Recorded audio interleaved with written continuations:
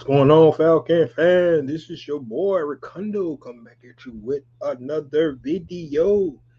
Yes, guys, I've been out sick for about a week now, over a week actually. Hey, but your boy is back.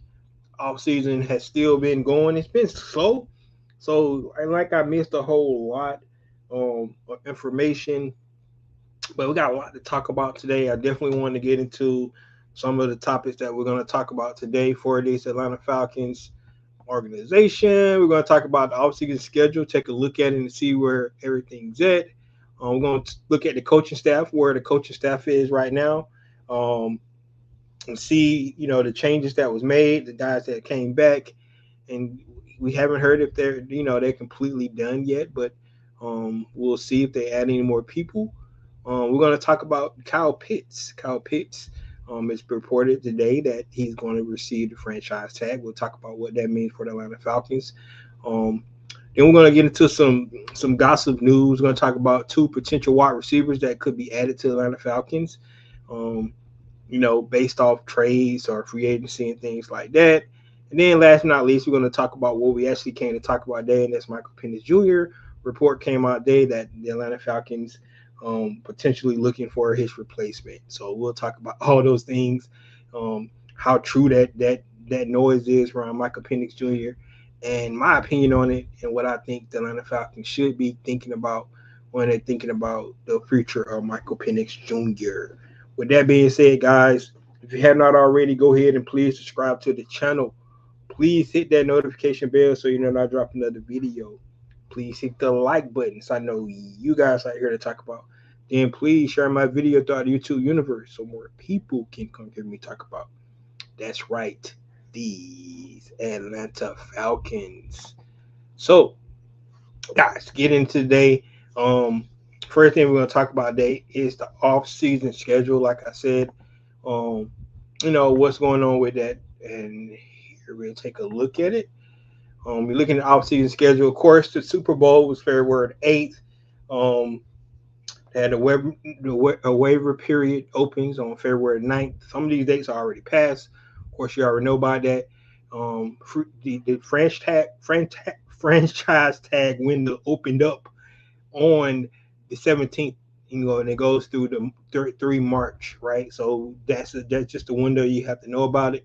Atlanta Falcons have only actually ever franchised only 4 players in franchise history. So, the one most recent one was Grady Jarrett, before they was able to get a deal done with him. But they haven't franchised a lot of people. So we'll talk about Kyle Pitts being franchised here soon. Um, this week, coming up this week, the NFL Combine starts. We'll get to hear from some of our brash, Kevin Stefanski. We get to hear from Ian Cunningham as well. Be looking out on the Atlanta Falcons homepage. They already got those 2 interviews scheduled.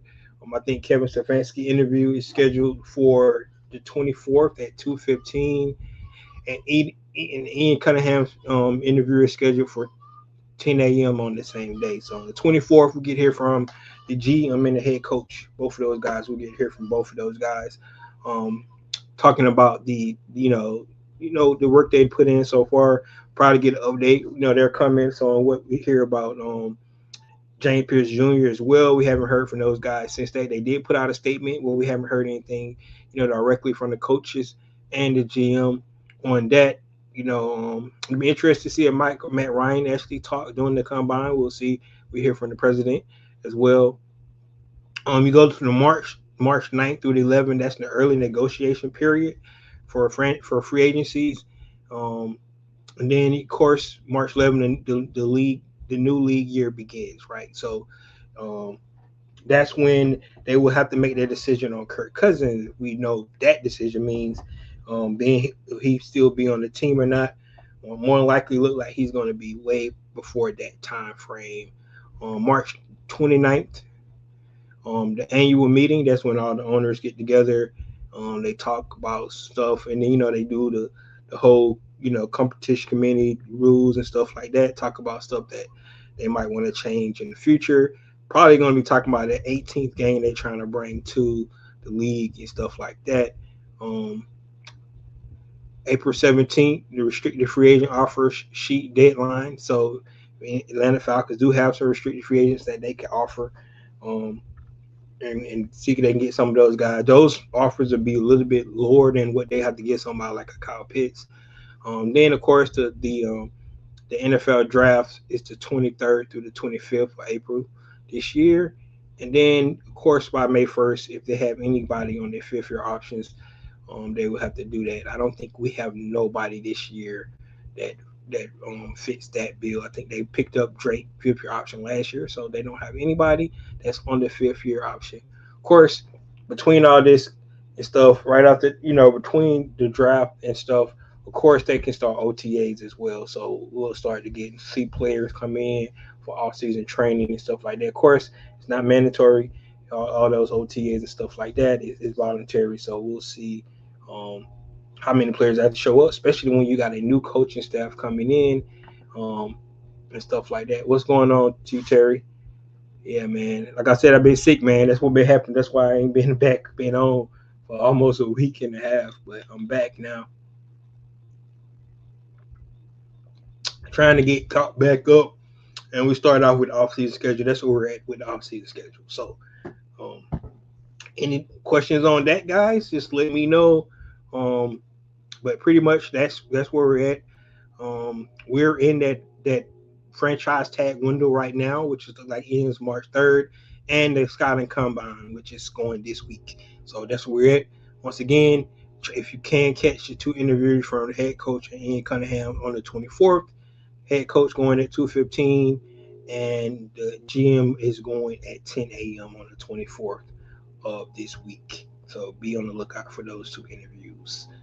Um, and there you have it, guys. All right. The next topic we want to talk about tonight will be the coaching staff. So we actually, while I was out, we did hear from the coaches, our three coordinators. What's going on? We did hear from our three coordinators that came in, and I like what every last one of them had to say. Of course, Jeff Ulbrich, we were already familiar with him, but just being able to have him come in and pretty much talk about you know going into year two in this scheme um, is really good. The craziest thing about it was we were kind of correct what we were seeing. He kind of combined two defenses into one. Just some of the defense that he ran with the Jets, and then some of the defense that um, Raheem Morris was running with the Los Angeles Rams. One of the interesting nuggets that we got from Jeff Ulbrich was the fact that um, since the defense is so multiple, he's actually able to go 3-4-4-3. So he's not limited to what type of player they can bring into the organization, which is really really good, right? Because you want to get this when you talk about best player available when you're going into free agency, going into the draft, you're looking for the best player available. It don't matter what scheme you're running because they was able to put this multifaceted scheme in. He's able to utilize, if they had to go 3-4, they can do that. If they had to go 4-3, they're able to do that as well with the personnel that they have. So they're not limited to just going to one specific scheme because they was able to kind of master their own scheme, combine two schemes last year. Now they're going into year two with majority of the guys back. So that's going to be really, really, I think, going to benefit the Atlanta Falcons defense even better this year than it was last year. Of course, they got holes to fill. We don't know the status of James Pierce Jr., so they will have to, talk about that and try to make, adjustments that they need to be in that area as well. But we should see that the Atlanta Falcons should be making some waves. So hopefully we get to see that. But let's take a look at the coaching staff. Let me see, can I blow it up here? Right. So if you can't see it, I'm gonna read it off for you guys. Still little, but of course the head coach Kevin Stefanski, he brought in his um advisor to the head coach is Bob Quinn, somebody he had with him at the Cleveland Browns. That's for familiarity purposes. Offensive coordinator, of course, Tommy Rees. Offensive pass game coordinator, Tanner Engstrom, somebody that was with the New York Jets last year, former offensive coordinator, along with Agus Van Pelt, who's going to be the quarterback coach. They brought in another quarterback coach as well. He's not listed on this list right here, but they did bring in an assistant quarterback coach as well. So their emphasis on trying to help the quarterback is real telltale about the people they brought in. Michael Petrie is our running back coach. He was here last year. Robert Prince is our new wide receiver coach. Kelvin Coker here last year with the tight ends. Bill Callahan is our offensive line coach, probably one of the best in the building. Um, Nick James is the assistant offensive line coach. Matt Jones is another assistant offensive line coach. So the offensive line is an emphasis, so you guys see that. And then they brought in a fellowship coach, Michael Brennan. We talked about that. He had that same role when he was with the Cleveland Browns last year. Defensive side, you got Jeff Albrecht. Dave Huxtable being the linebacker coach. Um, defensive defensive pass game coordinator. We lost Mike Rutenberger. He's the defensive coordinator for the Cleveland Browns. So we actually lost him. Um, so we'll see if they replace that. Jeff Obrook, they did lose him. They already had something in place. We just don't know who they're going to be yet. Of course, we was able to keep Nate Ali. I think a lot of people was happy with that. Our edge coach was LaTroy Lewis, somebody's new. Um, John Timu is a linebacker coach. He was actually here last year, but moved over to be the linebacker. Barrett Rudd was here last year. Justin Hood was here last year. And the assistant defensive line coach, Ricky Manning, who's new. Another name you don't see on there is Jerry Gray as well. He was the assistant head coach last year and the defensive back coach. So somebody we lost in that. And of course, our special team coordinator is Craig Ackerman, um, who has over 17 years of special teams experience in the NFL. So that's the coaching staff. Um, I still don't think it's 100% complete yet. And if I miss some names, guys, just let me know. Because like I said, this is an older list that I had already pulled off. Somebody on Twitter had already put together. Shout out to them. Um, but just wanted to go ahead and put it out. That's our coaching staff so far. We also added a new assistant college director and personnel department as well. Don't know his name right off bat. Like I said, I'm getting back into the swing of things, but it's our new coaching staff, guys. Um, from what we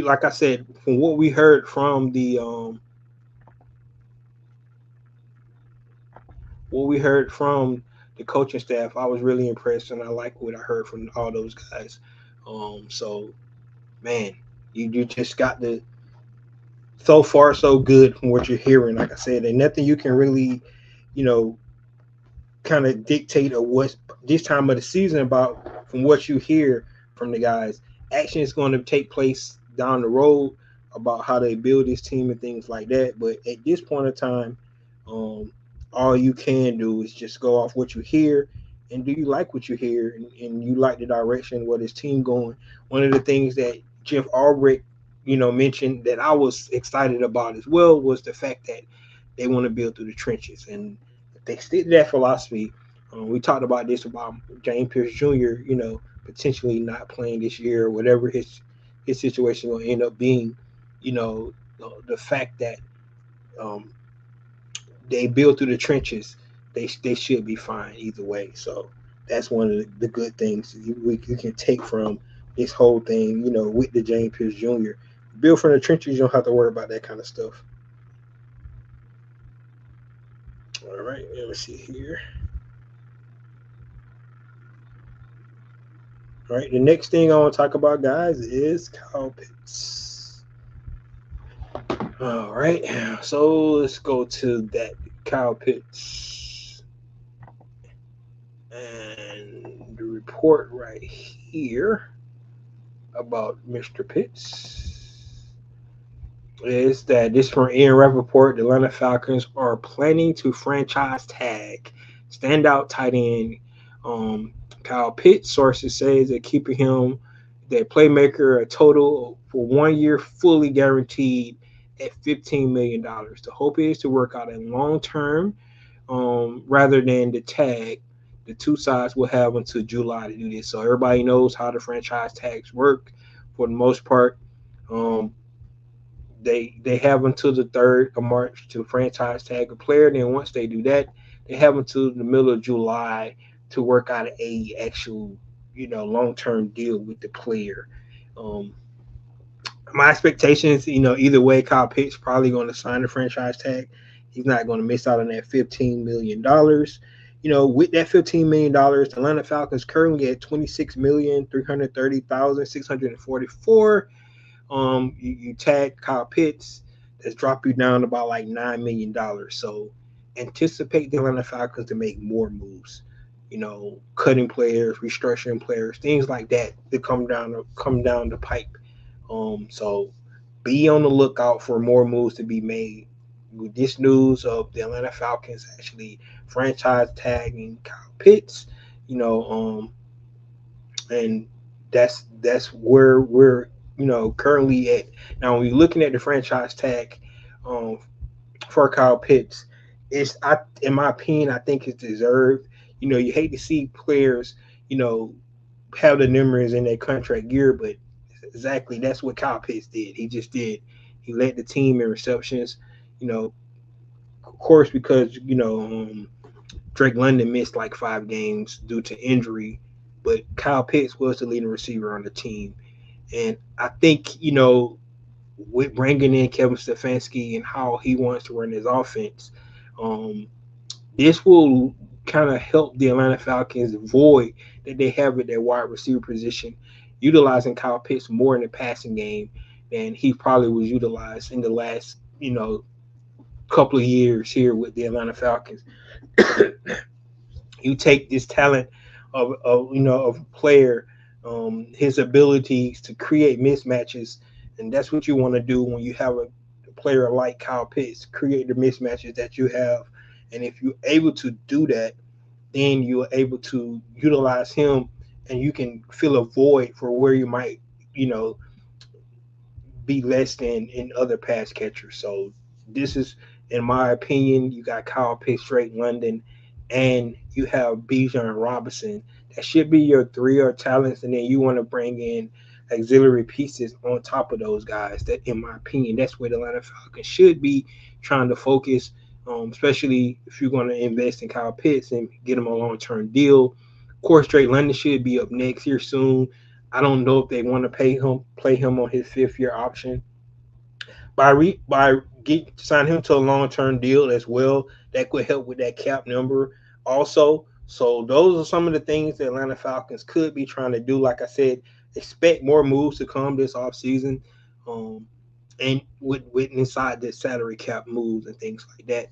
This is a new, front office coaching staff, so they got to get all their ducks in line to make sure that they're building this team in their view, in their vision, because all the plans that the other organization, the other regime had, is totally different than what this team, how these guys see this team. So we got to give them time to make sure that they do their homework, make sure they get all their, the capologists and things, how they want to build this team in the future.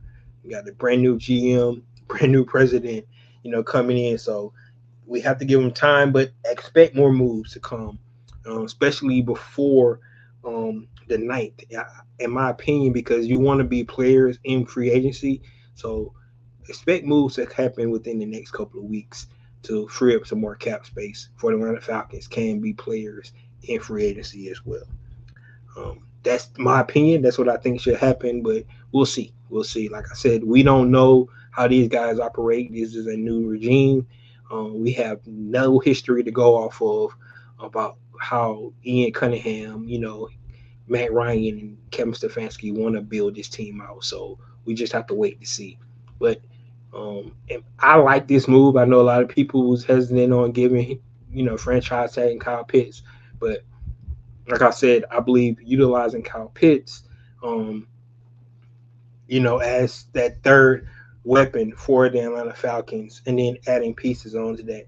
I think you utilize him as a big three, um, in with your weapons. I think that's the way the Atlanta Falcons should be looking at it when they're thinking about um, Kyle Pitts.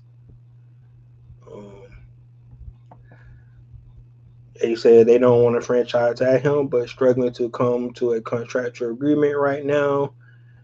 That's why that window is from now to July. So um, this gives them the leeway to actually go in to franchise tag him. So and I agree they should pay the man. I don't think he should be the highest paid tight end. I think that goes to Trey Henderson, but not Trey Henderson, Trey McBride, right, out of Arizona. But because he has put up numbers consistently, unlike Kyle Pitts, he only had two really, really good seasons, which, you could argue that his 2024 season was not bad as well. He had like 700 yards. That's decent for a tight end, but not number four overall kind of caliber what we expecting. But it wasn't bad for a tight end to have over 700 yards receiving in 2024, and then he backs that up with almost 1,000 yards receiving in 2025. So he's deserving of the contract extension, in my opinion. And like I said, if they utilize him the right way, where he can create mismatches, and I think Kevin Stefanski knows how to use tight ends. We have seen him use tight ends a lot um, in his previous stint with the Cleveland Browns. So, um, man, I just think it's going to work out for us in the long run. Um, T. Terry said Matt Ryan was also going to keep Kyle Pitts because he's one of the person that knows Kyle Pitts better than anyone. He had his best season under Matt Ryan, so you do have a point there. But I just think, if you look at the weapons out there right now, um, potential free agents and stuff like that, Kyle Pitts probably one of the best. So why would you let him walk out the door when you don't have a, a lot of pass catchers that you can really trust on the squad already? You want to keep one that you can depend on. So that's why I think Kyle Pitts is a good choice. Let's go to the next topic. So there you go, guys. The franchise tag on Kyle Pitts. Let's get into now. What I did was I actually went on social media, and people always. This is the biggest time or rumor reveal, right? This is rumor. This is rumor season, right? People puts out rumors. They try to sign people to teams and stuff like that, and it comes from somewhere. It's not all bull junk, but at the same time, a lot of people just put ideals out there, wishful thinking and things like that, that maybe they can get for their team and stuff like that. So you don't never know. So what I did this time was I took some of these posts from some of the social media, you know, guys out there, and we want to talk about it today and try to get some reactions out, everybody, what you guys think. I give my opinion on it and what I think the Atlanta Falcons should be considering in this aspect. So the first one is, so we're talking about a couple of receivers today that was put out there. Like I said, these are older because it's something I had looked at probably about a week and a half ago. I was sick, so I couldn't come in and talk about it. But I'm going to talk about it today. So the first one is, of course, we know that Tyreek Hill was released from the Miami Dolphins, and it could be even a Falcon final landing. True deep threat the Falcons have ever heard. So shout out to Atlanta Sports Zone putting this out, as a talking point for us to talk about today. And when you're looking at this, um, he is the perfect fit for a guy like Michael Penix Jr. Somebody that utilize his arm strength, somebody that can take the top off. he would be perfect for that. Now the question is his injury, right? Because I think he took dislocated knee and ACL, so don't know where he's at right now. Now listening to what Waddle had to say on a recent post, that he said that he's already squatting, so we don't know where he at and the his recovery from the standpoint. But yes, he would be the perfect person to have in. The question is about him, is his character and things like that. If that's the kind of person you want to bring into the Atlanta Falcons locker room, and the price, how much would it cost? So when you're looking at a guy like Tyree Hill, he's not somebody you have to trade for because he was cut. And said the Miami Dolphins a lot of money. That's why they went ahead and did that. But this is somebody that would, in my opinion, it would definitely help out Michael Penix Jr. Right? The threat of Tyreek Hill stretching the field would open up so much underneath for Drake London and Kyle Pitts. This would be a really really good you know deal if the Atlanta Falcons could get him for not that much money. Just to say that the least. Like I said, then if he's a fit, because you want to have players that come in fit well into your locker room. That's another thing you would have to think about and consider as well. But the rumors out right now that Tyree Hill potentially is going to go back to Kansas City. The word is, I heard today that they monitoring his situation to see where he's at. Um, that's where he had all his glory. We know that, and with the Kansas City Chiefs. Um, so wouldn't be a surprise if that we can end back up. But just a thought. Somebody putting this out. I want to talk about today. My thoughts on it. Yes, I think he's the perfect kind of guy to come in and you know be that guy for the Atlanta Falcons. To stretch the field, right? We know if he still get back up to the at 90% of Tyree Hill being able to stretch the field and do the things he do would be special with Michael Penix Jr. arm. So um, he's already used to a lefty, right, coming from Tua. So I think it'd be a good fit if they could make a good, nice Atlanta Falcon friendly contract, and he would be the right fit in the locker room. Those are two things you have to consider, and of course, last but not least, his health. Where he stand on his recovery coming back. You want somebody to be able to hit the ground running, on week one, and not later on in the season. But he's not the only burner out there. So, like I said, it's all about the fit and the price tag for me. If somebody want to consider bringing in a Tyreek Hill, so he's the first one that was mentioned, and bringing in the next one, it would be a free agent that probably would cost more. So when you're looking at Tyreek Hill, you look at the next guy that I'm talking about, and that's going to be, um, like I said, shout out again to Atlanta Sports Zone. Is Falcons could make it happen, sign Michael Pittman. It would be a great running mate for Drake London. Now, all right, now so the word on the street right now, they have not made a decision on Michael Pittman is because they have to make a decision with Pierce and Pittman, the Indianapolis Colts. So it depends on who they're going to make a decision with. I think Pierce is the one that's actually a free agent, but Pittman, they was talking about releasing him. So that's why this is mentioning that. This is where if you was going to let Kyle Pitts leave, I would see making a move like this with Michael Pittman, right? I just talked about it, having somebody else to fill a void, beside Drake London.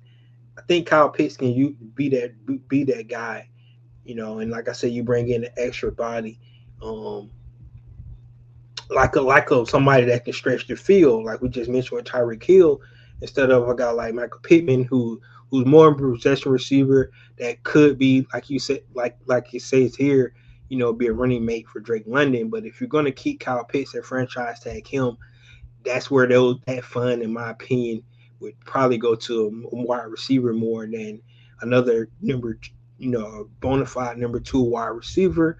advice, giving that money to your tight end and Kyle Pitts. So that's just my opinion on it. So I don't think this would be something the Atlanta Falcons probably would consider, considering the fact that they're going to franchise tag Kyle Pitts.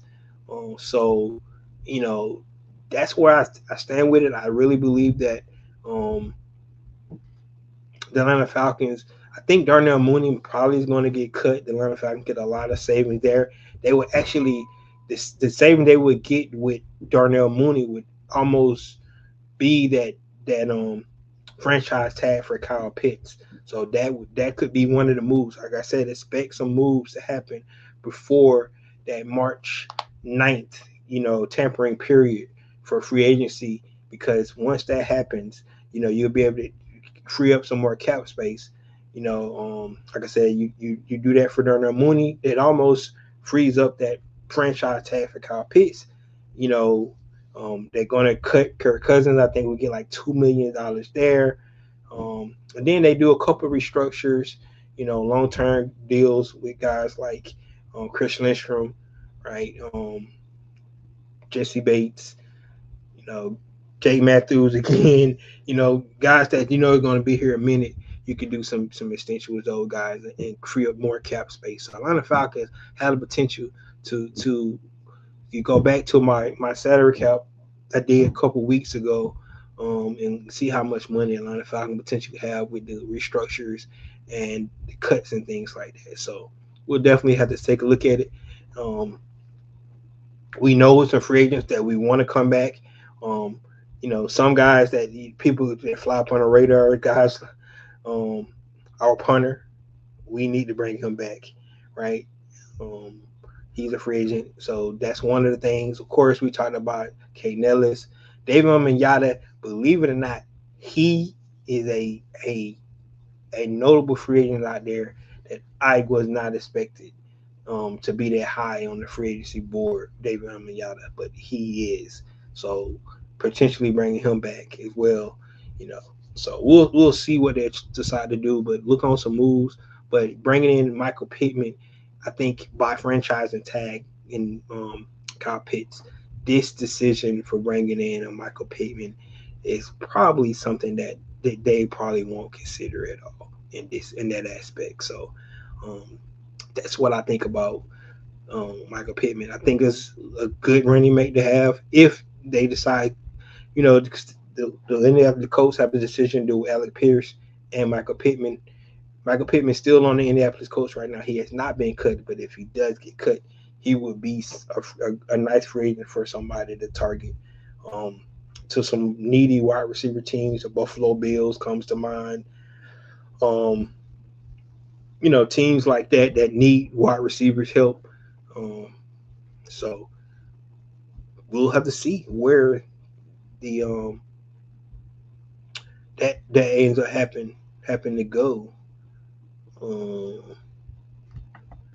Eddie says, I think David Onyemata is going to sign with the San Francisco 49ers. Could see that. How much money does the San Francisco 49ers have in cap space? Because that's the question. San Fran is sitting at $41 million right now.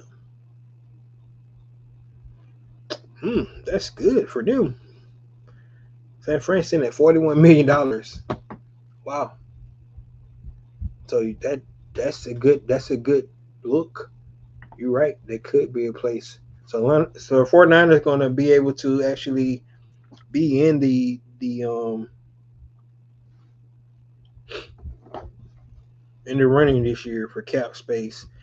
The Titans at 103 million, followed by the Raiders with 91, Chargers 82, the Jets at 79, the Commanders at 73, the Seahawks sitting at 61 million after winning the Super Bowl, which is impressive. The Bengals sitting at 53, the Steelers at 44, the Rams at 44, the Patriots at 42. Like I said, the Niners at 41, the Cardinals at 39, the Colts at 35, the Broncos at 28, and there is the Falcons at 26. So we're right in the middle of the pack, guys. That's where we're at. That's where we're at. T. Terry said Tyree Hill will probably end up with the Chargers. Said the Chargers. That's got to be interesting. They go decide to go that route. Um, San Francisco project to have as much as 103 million with releases and restructures.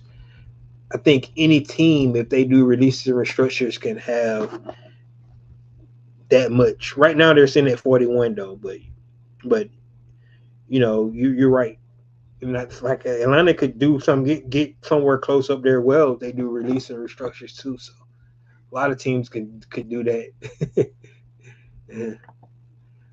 He said, "Nah, Tyreek agent is talking to KC and those Florida teams where he would like to be."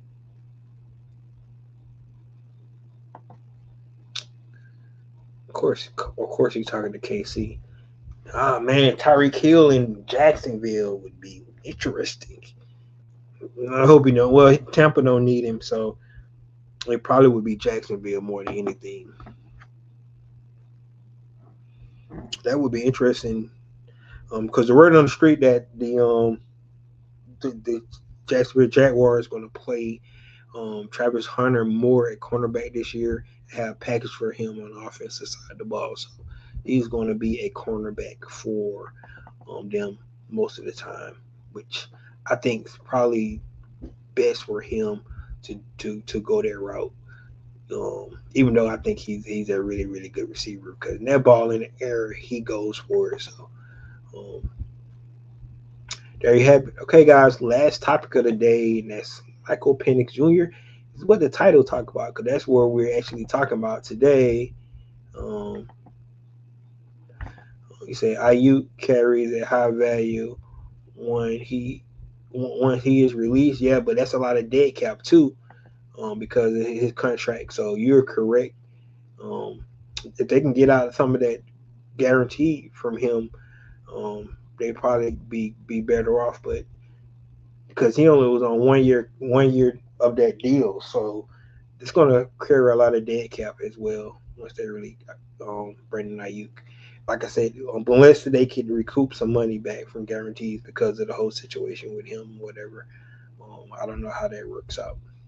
But let's talk about Michael Penix Jr. guys. So this report here was put out, um, and it came from Jason Lockenfor, and like I said, I don't know how much insight he has, but expectations among those with a portal into the teams thinking that the Falcons won't just be pursuing someone to man the position while Penix recovers, but to attempt to find a superior option to him if possible and prepare for a scenario in which he is not their top choice in 2026. It's not just going to be a warm body veteran minimum type guy. I can promise you that, said one of the source privy to the Atlanta Falcons internal discussions about the quarterback position during the interviews with candidates for head coaching search. There are some definite concerns about Penix taking the next steps for on several levels. It's been a lot of worse than their people really know. One general manager who expects to be very active pursuing quarterback himself said Atlanta is looking for a starting quarterback. I know that much. We definitely be looking at them as competition. I think they're going to be in everything. It's not good there with Penix. So this sounds doom and gloom for Michael Penix based off this statement, right? And like I said, in my opinion, I don't think it's that bad, right? I don't think that is that to the point where they're trying to make it seem like the Atlanta Falcons have completely given up on Michael Penix. So let's talk the facts here. The facts is that Michael Penix Jr. is coming off ACL injury, and they don't know the timeline 100%. Right? That's the fact. Right? Then you consider his injury history. That's a fact, right? So you have to prepare for the future. Where, in my opinion, I think it's not good cap management for the new GM to have a number 8 overall pick and that only played 12 games as a starter, and you don't know if he can play or not, right? Like the whole idea of somebody having even coached him and and you know and looked at 12 games of tape and saying that they got so many concerns, that's BS to me. It's just BS, right? They haven't even coached the guy yet. They don't know how he was coached. They don't know any of this stuff. So right off the bat, you look at 12 games of film and say you got concerns. Where he didn't turn the ball over a lot. He had rookie mistakes, but after 12 games, you got a lot of concerns. They just whoever wrote that make it sound more doom and gloom than it should be. From a talent standpoint. Like I said, if you go to the injury side, that's more what should hear, like the concerns about him being healthy. I could see that more. But from a talent standpoint, it's no coach coming in who has never coached a guy and saying that they have concerns. Then they ain't coached him yet. They haven't even coached him, right? Everywhere the kid has been, he's been a winner, right? He was in Indiana. He uplift that team. He went to Washington, uplift that team. Those are facts, right? Um, he got a 500 record. I mean, he got he's under a 4-8 in his is a starter with the Atlanta Falcons, right? That's not a winning record, but it's not like he hasn't put his teams in position to win some of those games that they lost. If you go to some of the games this past year long, right? The Tampa Bay game, the first game of the season, he scores the go ahead touchdown, and the defense gives up the win on that, right? The same thing you could say about the Indianapolis game, right? Look at the Patriots game where he threw 3 touchdowns in that game. Michael Penix Jr. is not a finished product yet. And for any coach that comes in and already has doom and gloom on somebody that they have never coached yet, he was not the right coach for the job, right? So I don't believe that, and that's just my opinion. And hopefully I'm correct on this, because if Kevin Stefanski coming in with all those quarterback minded offensive coordinators and guys they brought in to develop a quarterback, and they're thinking doom and gloom from a talent standpoint, it's just ridiculous. So I don't believe that at all. You're going to have concerns. I understand, like I said, from an injury standpoint, but from a talent standpoint, they just don't know yet. They can't, it's no way they could possibly know that Michael Penix Jr. is a bust, that he don't have talent. They haven't even coached the kid yet, right? They don't know how he was coached, right? He only started 12 games of his career, so it's no way that you give up on the kid that quick. That'd be malpractice, especially when he was drafted number 8 overall. Yo, they did not draft him. I understand that, but money is still tied up in the young kid, and if you're not going to even give him an opportunity, that's bad. I don't understand this new regime at all. So I don't believe the report that comes out saying that it's doom and gloom for him and don't look good for him. I do believe they bring in competition. That's football. That's NFL football. You bring in competition. You bring in somebody that can come in, and if he playing well, you let him stay in. You bring in a younger guy though. You don't bring in an older head like somebody that's not going to be there for your future, because Ian Cunningham has to think about the future. So you don't want to invest a whole bunch of more money in an older quarterback. And like I said, you don't know what you got in Michael Penix. They have to figure it out. They just got to find out, right? And that should be their mindset going into 2026. Yes, we want to win. We want to go to the playoffs. We want to do all those things. But in reality, the Atlanta Falcons need to find out what they have in their investment that they picked in the number 8 overall pick. That's need to find out. If the kid can stay healthy, the Atlanta Falcons need to find out what they got. That should be what they trying to do. He only played 12 games. So the whole report of doom and gloom and stuff like that, the Atlanta Falcons need to find a quarterback. 100%. So, like I said, you have to look at it from both angles. Yes, they need to find a quarterback that they know is going to be ready to go week one, right? Because at this point in time, they don't know if Michael Penix is going to be there, right? So that's have to be the mindset. But the fact that they don't know if he can play, that's bad coaching. Then, right? You haven't coached him yet. How you know? How do you know that? Right? You don't know how he was coached. You don't know if he was coached right based off the film you've seen, right? Like I just don't understand how anybody can look at what Sam Darnold just did, right? A guy that was thrown out to the wolves and forgot about when he was with the New York Jets and just won a Super Bowl. Look what Daniel Jones was able to do. Played with the Giants, went to the Colts. He was in MVP conversation, and because it's coaching, right? And then you're gonna have a coach just came in, ain't never coached Michael Penix, ain't never did anything, and decide to make a determination based off 12 games of film that you got concerns. how how would you even determine that you haven't even coached, got on the field with the kid yet? That's why I don't believe it.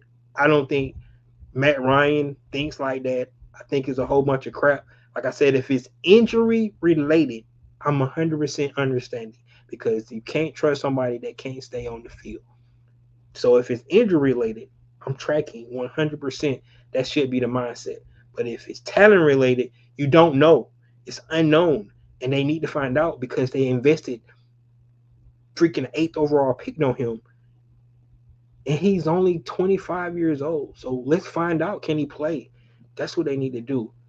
That's what they should be their focus in 2026. In my opinion, they should bring in a bridge quarterback, somebody that can fill in as a starter. But when Michael Penix is ready, the Atlanta Falcons need to find out if he can play football. That's their best bet going forward. Because if he can, that helps them build a team how they should want to build it. If they don't, they're going back in the draft in 2027 trying to draft another young quarterback that they're gonna have to develop. And it's like starting over again. So, and then this investments you put if you're gonna invest in Bijan Robinson, Drake London, Kyle Pitts, right? You need to find out about the quarterback sooner than later. And like I said, going to the old well for some old guy that thinks you're going to take you somewhere, it's good for the 2026, but in the future you still got look at the Pittsburgh Steelers, right? They hold on Big Ben for all those years, and now they can't find a quarterback, right? Only teams that has really done it well is the Green Bay Packers, right? They have not been in quarterback purgatory for almost 3 decades, right? Think about it. They have not been in quarterback purgatory for like 3 decades because they was able to do it. That's what the Falcons claimed they was trying to do the last regime, right? Bring in Kirk Cousins and try to put the successors behind him. The whole Brett Favre, Aaron Rodgers to just to love, right? They tried it, but what I'm saying is that man, the Atlanta Falcons. If I don't believe the report, like I said, it's some truth to that. They're trying to find a quarterback competition, but doom and gloom and that it's so many concerns about him. If it's injury related, I get it, but that should be the only concern because you don't know if he's going to be able to be on the field. But talent, you don't. How you know? How do they know that? So that's why, to me, I think it's a bunch of crap. That. So let's see here. Not really something got just voided. He didn't play at all. You talking about Brandon Ayuk on that? Um, Penix will be fine. Yes, man. I think they get a kid an opportunity. That's why my thing is, is he going to get a real opportunity to prove it that he's the starter? That's what needs to happen. They need to make that decision, right? And People say it could be unpopular, whatever it is, but you drafted a guy in number 8th overall. Let him have a freaking full season. Let him play 22 games at least as a starter before you make a decision. That's all I'm saying, man. That's all I'm saying. Um, Eddie said, right. Penix will get every opportunity to be in his organization quarterback going forward, but I do know that they want a starting capable veteran on the roster. Yes. This is they have to. They'd be stupid not to go find a freaking starting quarterback because you don't know when Michael Penix is going to be ready. You have to find a starting quarterback to come in, right? I heard a name today, Jimmy Garoppolo. He understands the system. He's not a sexy guy, nothing like that, but he's only 34 years old. He can come in. He played in that Shanahan, Gary Kubiak, that West Coast system. He knows the offense, so he could be a guy who could come in and and be that bridge. Somebody like him, right? Somebody that we hadn't talked about, but Jimmy Garoppolo is a guy.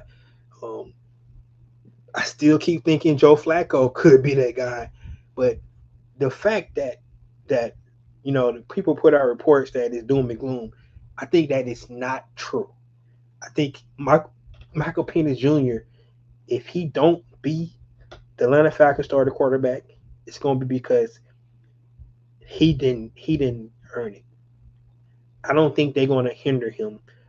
I think they're going to give him every opportunity to be the starting quarterback for the Atlanta Falcons, and they should because it's a smart thing to do if he can stay on the field healthy.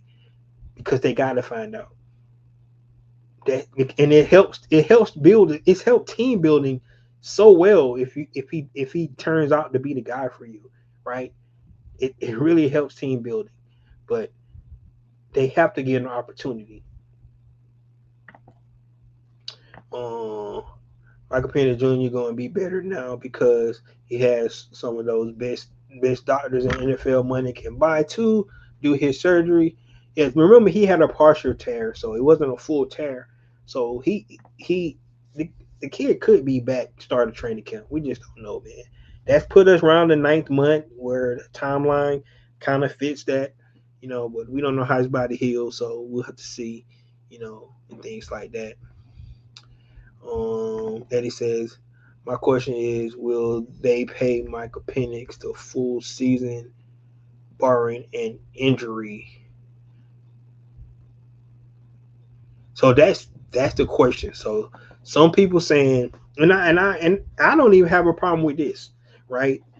11 games, 11 games, 11, 10 or 11 games into the season, and if he's still failing and still haven't figured it out, right? That'll put him at like 23 games for his career. 23 game sample size as a starter in this league, right? That's where he'll be, even though I still believe that maybe he might be a late bloomer, but I just believe that some of the things that he already does well, you can't teach, like the throwing with anticipation, the accuracy, you know, for the most part, right? Because sometimes he is a little inaccurate. But I think you get a good quarterback coach, and we don't know how good Alex Van Pelt is going to be. We'll see. But his feet work, his footwork, get his footwork down. Um, I think implementing the play action pass will help Michael Penix so much. I'm talking about up on the center. I think that's going to be something that's going to benefit him well. We heard Matt Ryan talk about that. He think it's easier for guys to learn how to play quarterback, from up on the center because of the timing of it, right? Usually when you come up on the center, it's a 5'3", 7 foot drop, right? And when you get to those drops, most of the time the ball got to be come out. So it's a clock in your head. It creates that. Right when you're in the shotgun already, you're not dropping, right? You're already there, right? That clock maybe speeds up or even slow down sometimes for you. But when you're coming up on the center, you have to do your 3-step, your 5-step, your 7-foot step drop a lot of times and those help you get that clock in your head with the play action. Another thing, when I looked at Michael Penix Jr. on tape a lot of times, he did not carry out his play fakes well enough, right? You go look at a guy like Peyton Manning, man. When Peyton Manning carried out those play fakes, it looks the same as he was handing that ball off every time. That helps you when you're doing play action pass. So I think utilizing play action pass, I think playing up under center, getting your timing down, but he throws anticipation, um, and I, I think he has the tools, guys. I really do. I really do think he has the tools, but we just have to see what it's going to be all about. Um, I picked up some really good Michael Penix Jr. card for cheap. I hope he does well so they can grow in value.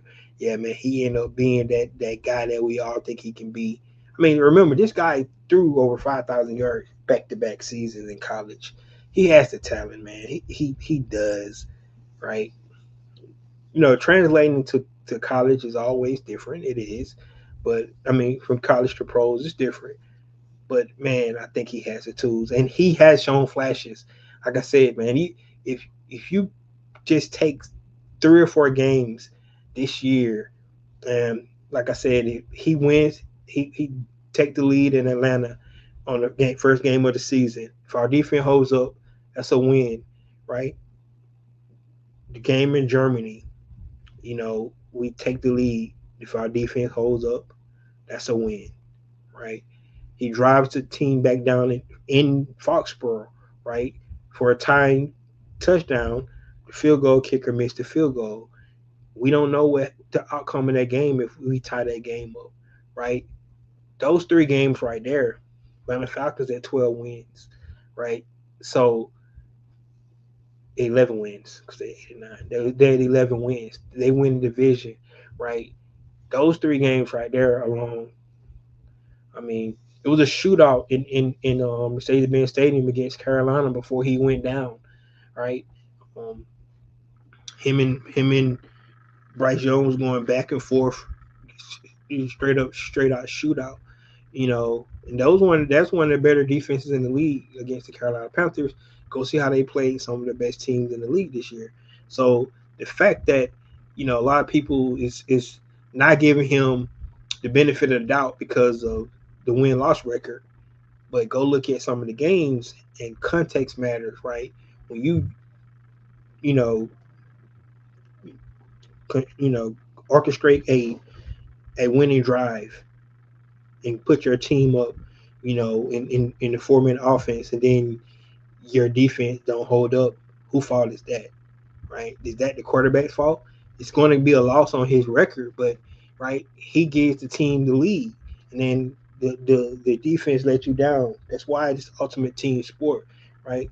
Because you don't win without all 3 phases of the game. You just don't. Is the fact of the matter is, yes, the loss the loss record goes on the quarterback and the head coach.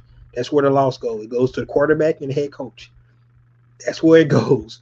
But it's a team sport, though. And when you look at win-loss records, sometimes it's not fair sometimes to the head coach and the quarterback, because what about the defense and the special teams, right? Our special teams lost, 3 or 4 games for us this year, right? Quarterback had nothing to do with catching a ball and trying to catch a punt at the 5-yard line. Trying to catch a punt at the 5-yard line. Offense, defense had nothing to do with that. Missing field goals, getting punt, kick, field goal, block, giving up kickoff return yardage. Like, I mean, special teams lost some games for us as well. Right? That has nothing to do with the quarterback. But his record, say 4-8, right, this season. But in reality, you could probably contribute that Carolina game 3, right? And then you can contribute some mistakes where he probably could have put it off, right? With if you count the intentional grounders and things like that, rookie mistakes that he had, and some couple of missed throws.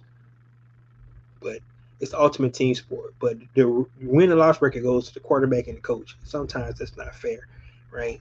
And you say he has not progressed, but I would, like I said, watch the tape, and you'll see some good things. You're definitely gonna see some bad as well, but you're gonna see some good things that you can build on.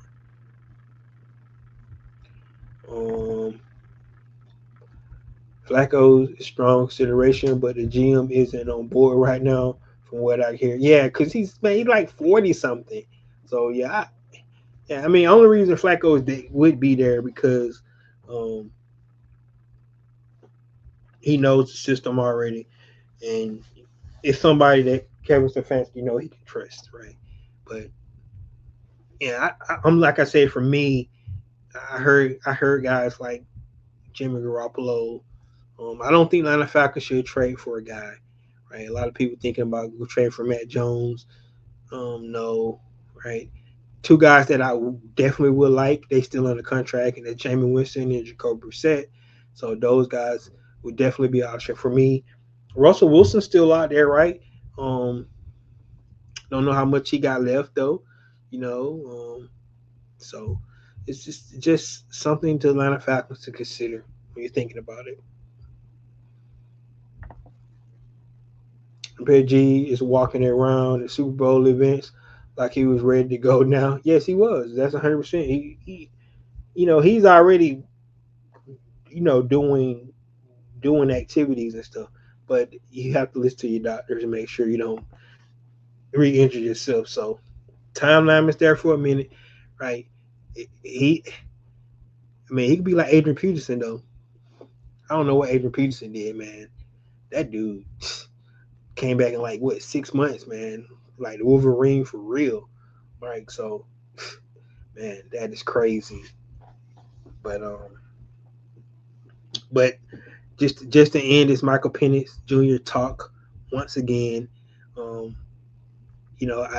I don't buy the whole doom and gloom aspect for Michael Penix Jr. I believe that Matt Ryan being there, understanding the difficulties of being a quarterback in this league, um, Michael Penix Jr. will get opportunity to to to earn himself be a starter. I think he's going to get it. I think the Atlanta Falcons invested a lot in the quarterback development with the coaching staff that we talked about earlier. So um, I believe he will get opportunity, but it's going to boil down to him getting back on the field, being ready to go, getting spun up on the playbook. All that stuff is going to be huge for Michael Penix.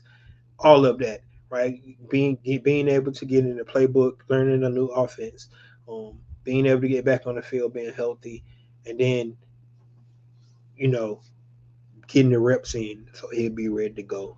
I think all of those things is need to take place for him, but I think the ball is going to be in his court more than um, the whole reporting saying that is doom and gloom and a lot of concerns. That is not true. I don't think is as many concerns as people want to try to make it out of. Um, they need to find a valid starter quarterback for 2026, no doubt, right? That should be one of their concerns, but I don't think they should put a major investment in it for 2026 because they need to find out what they got in Michael Penix Jr. Um, that's just my opinion on it. We'll see, what takes place. Like I said, guys, expect a lot of movement here within the next 2 weeks before that temporary period start on March 9th, right? Um, by franchise tagging Kyle Pitts. Like I said, the Atlanta Falcons um, going to need to do some restructuring of contracts. They also going to need to do some releases of players probably to get some more cap space if they want to be players in free agency, which in my opinion they definitely need to, um, and see where they go from there. But I'm finna say something controversial to end this show tonight. And if the Atlanta Falcons decide that this is going to be a gap year for them, right? And to find out what they got in Michael Penix Jr., I wouldn't see nothing wrong with that. I know the fan base might not like that to hear that way, right? But the most important thing for in my opinion is to find out, can Michael Penix Jr. play quarterback. That's what they need. That's what needs to happen, man. If he's healthy, they need to find out he can play quarterback. If he can, you're gonna be set for years to come, right? Then you could do it the right way. If he can't, they back to square one trying to find a quarterback, and don't want to be that team is trying to find franchise, especially when you got talented players around you, right? Because players just get wasted, man. Just it really sucks for great players to be on organizations where they're not doing anything. They're just wasting that guy's time. Like look at Myles Garrett, right? You look at um, Max Crosby, um, just wasting talent, man. You can start saying, look at Bijan Robinson here soon, right? Just wasting great talent, and it'll seem like the organization going anywhere. That's why it's important for Atlanta Falcons to find out about Michael Penix, and if they can find out if he's the guy, right? They need to put all their resources into him, right? And find out, can he play? If he can play, then they got a direction to go, right? I still think they need to build in the trenches, right? Because even with bad quarterback play, if you got good trench play, running the ball, on stopping the run on defense and stuff like that, you'll put yourself an opportunity to win a lot of games still. But they need to find out about the quarterback position. And all this last 2 years of chaos with the quarterback position is still it's question marks there. I think the new organization needs to start hitting the ground running and find out this year instead of waiting for years to come, man. That's just my opinion, right? Don't put no band-aid on it. And like I said, go out and get a guy that's going to help you out for a couple of years, like what Pittsburgh tried to do, for all those years. So they need to find out about Michael Penix Jr. And hopefully that's their route they're trying to do, right? They still got to bring in a quarterback. I understand that because they need somebody to play that position while Michael Penix is trying to stay healthy. But once he's healthy, once he's ready to go, they need to find out, can he play football? And that's just the bottom line because Ricondo said so. A little stone cold pun there. All right, guys. Thank you guys for tuning in today. Your boy back. Like I said, I was out. I was out for the count. You probably can hear it still like a little hoarse, man, in my voice and stuff like that. But your boy was out for the count, man. He back though. He's back, man. Ready to go. This is combine week. Don't forget to listen to the our head coach and the GM on the 24th. Maybe we'll get some insights on all this stuff we're talking about right now. Going into creating the sea next month, right? So maybe we get more info, maybe we won't. But there you have it. This is your boy Ricondo coming back at you with another video. Peace.